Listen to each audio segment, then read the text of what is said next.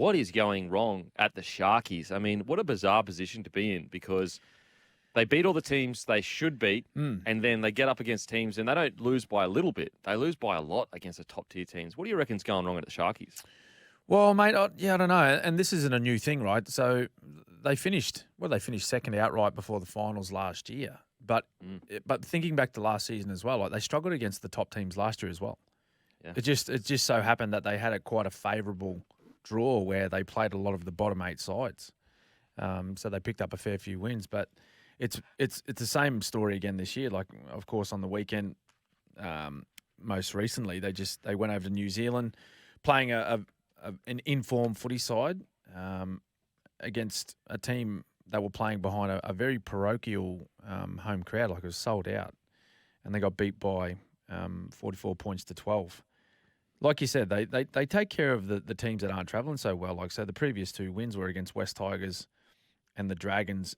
Oh, sorry, and then you add one more of the Bulldogs. But prior to that, like they played Melbourne, they got touched up in Melbourne. They got beaten at home against the Broncos. So there's something where they struggle to step up a level when they're playing against the quality football sides. Against the sides that what the quality sides do is they don't just put together patches of good football. They don't just put together 2 or 3 minutes of quality rugby league here and there. From the first kickoff to the final siren, they're out there testing you. And I think that's what the Sharks struggle with a lot. And although they've got, Nicho Hynes, who won last year's Dally M medal and is one of the better players in the competition, they seem to not be able to handle that sustained pressure against them. That's the way I view it, is that they're okay when they're playing sides that, apply pressure to you every now and again. And at times, relax, and then Cronulla get to play their football, not feeling too much heat. But when they're playing sides, like I mentioned, Penrith and Brisbane and the Storm, the other sides that are quality sides, they just can't seem to put together 80 minutes of football. Yeah, it is. Fitzy finds himself in a really interesting position because you could play it safe and go, okay, I got this roster that can get me into finals footy, essentially. That most likely now, don't get me wrong, over the next 2 weeks, they play top 8 sides. They actually could fall out of the top 8. But in a normal year, this squad gets us into finals footy. You got this hard, I guess, decision to make. Do I, go for the top prize and make really tough calls? But those tough calls could also drop me out of the 8 because I'm changing something that is working to a degree. And I think that he's facing one of the tougher battles because when you're in like the bottom 8, it's almost like, well, of course I'm going to risk everything. I'm not even playing finals footy. Where in your top 8, you're in this weird kind of no man's land of like, should I stick with what I've got? They show promise, but not really. Yeah. And so I think that the biggest issue that Fitzy faces right now, rather than talent, I think it's team balance. And what I mean by that is, okay, so you've got Nicho at 7, you've got Moylan at 6, and both players in attack are incredible. But balance-wise, defensively, do they balance each other out? Probably not. As we've seen, Moylan has been dropped. Talakai has been moved to the bench. Connor Tracy's been brought in. And so I wonder whether you go, okay, Nicho Hynes is a super, super dominant ball player. Like he's on the front of everything and he scores. Basically, Moylan obviously has a say in how they score points, but Hynes is a tip of the spear. So I wonder whether they need to bring in, like this is what Wayne, used to do from an outside looking in. He would pick one side centre that was usually like the attack strike centre. And then he'd pick like a battler centre on the other side. And he would balance his rosters really, really well. And I just think that when you look at the Sharkies, for example, Talakai, incredible in attack, but obviously Reed's in defence he struggles with. I think Fitzy's biggest challenge is finding not necessarily talent, but rather a roster that balances and complements each other in the big games. Yeah.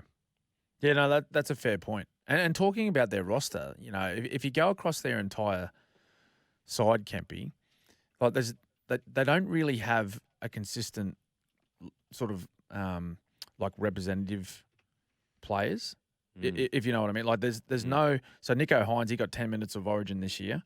Sifa Talakai played, 15 minutes of Origin last year. They've got some former representative players in Dale Finucane and Wade Graham, that played for New South Wales. But outside of that, they're very good club footballers. But maybe that plays a part as well in stepping up against those good sides. Like the top three teams in the competition right now, Penrith, Brisbane, and the Storm. You look across their best 17, like they're littered with state of origin players. So that's playing in the sort of elite competition of our sport. So they're used to the big games. They enjoy playing against the best players, the best teams in those cutthroat type situations. And so they don't shirk away from those big moments. So I'm just wondering whether they might be a rep player or two short of being able to compete consistently with the good sides. Maybe that has an effect with it, but what they've shown us over the last couple of years is are they good enough to be sort of sitting around the top? Well, of course they have. Like, look at the table. Like, they finished second last year. They're up there again this year. But just, I think the big question mark on everyone's lips and particularly for the Sharkies fans is what will happen come finals time? Like, what's going to happen in 7 weeks when the finals kick off? Will it be a repeat of last year where they went out in straight sets? When you look at their side, Dale Finucane is really, and apologies if I'm getting it wrong, but really the only one with substantial finals experience. Hines, obviously, but Hines was more coming off the bench, I think, by the time finals rolled around. Yeah. And the most part of his finals appearances, Kempy, would have been off the bench, yep. Yeah. So maybe they need to look at bolstering their squad with, as I said, talent's not an issue, but maybe someone that does have a bit of finals experience that can kind of, use that experience to guide them through the bigger games. Because, as I said, from a talent perspective, they shouldn't be losing these top-tier games by the margins that they are. Like, you look at their roster compared to, say, the Warriors roster. Yeah, it's not a 30-point better roster. No, that's right. Yeah, no, exactly right, mate. It's exactly right. They're and sort of my theory is sort of neither here nor there, because when you look at the Warriors, they've got some international players, but I don't think they've got any state of origin players.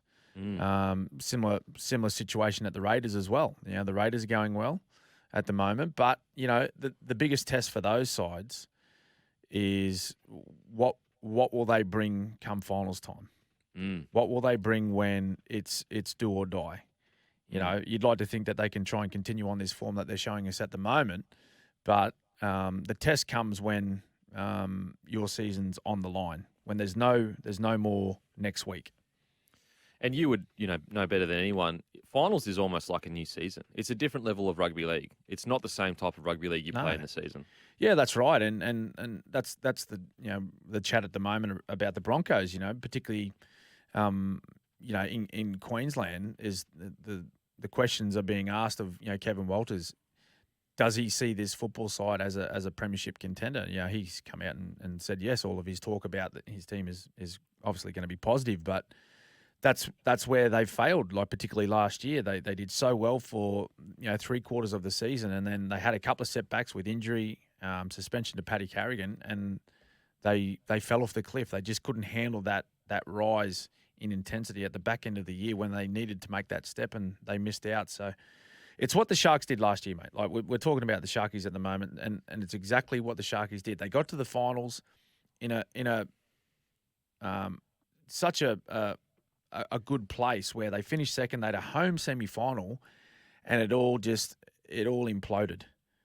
So they get beaten in Golden Point to the Cowboys after starting that game really well, and then they had to back up after losing that game. They had to back up the following week against the Rabbits, and the Rabbits just they sort of just swept them. They just swept them out the way, and they sort of went without a whimper, really. Yeah. Do you think that this is more a case of it's only second year with this squad and they can develop into a finals footy side? Well, mate, I'll tell you, like after last year, I'd like to think that they took away some learnings from last year, particularly in that final series, because if they don't, then you think you'd start getting a little bit concerned. I'd like to think that, as much as disappointing as it would have been to end their season the way they did after such a successful, regular season, I'd like to think that they would have gone away and gone, okay, why didn't we handle that all that well, those 2 matches that we played? What are some reasons why we didn't play as well as we could have? First and foremost, you got to acknowledge the opposition. What did they do well? How could we have, done things differently during those matches? But where was our mindset at? How could that have been better? Like, did we go in there with confidence, or did we go in there thinking, well, we'll just a bit of trepidation, we'll just see how the opposition turn up? Because you can't do that. Like, as you said, it's a new season. And you got to go to another level. If you want to go to the grand final, if you want to go to the grand final and have a chance of taking out the premiership, you have to go to another level. And looking at their back end of this season, Kempy, like they've got Manly this week, but then their next 2, they're away. So they play Penrith at Penrith. Doesn't get any harder than that. So there's a good test. And then they back that up the following week. They actually go to Perth and they play the Rabbitohs. So I'd be gearing up. That Rabbitohs game, after that Rabbitohs game is finished, right? They've got 4 weeks left before the finals. That's a good test right there for yourselves to play 2 teams that will feature in the finals. And you'll have to beat both or at least one of those if you want to go all the way. So that's a real good test for the Sharkies a month out before the finals.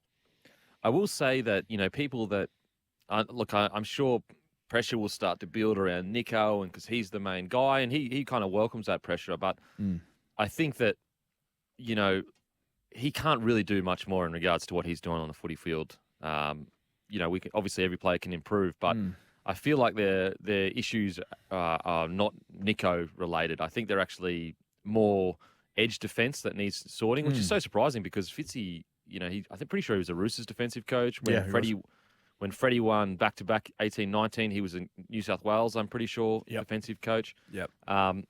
So look, as I said, I think it's a mixture of 2 things. I do think that the balance of their squad needs just a little bit of tweaking, and also we have to remember 2 years ago this team was not even close to being a premiership threat. They were like 10th.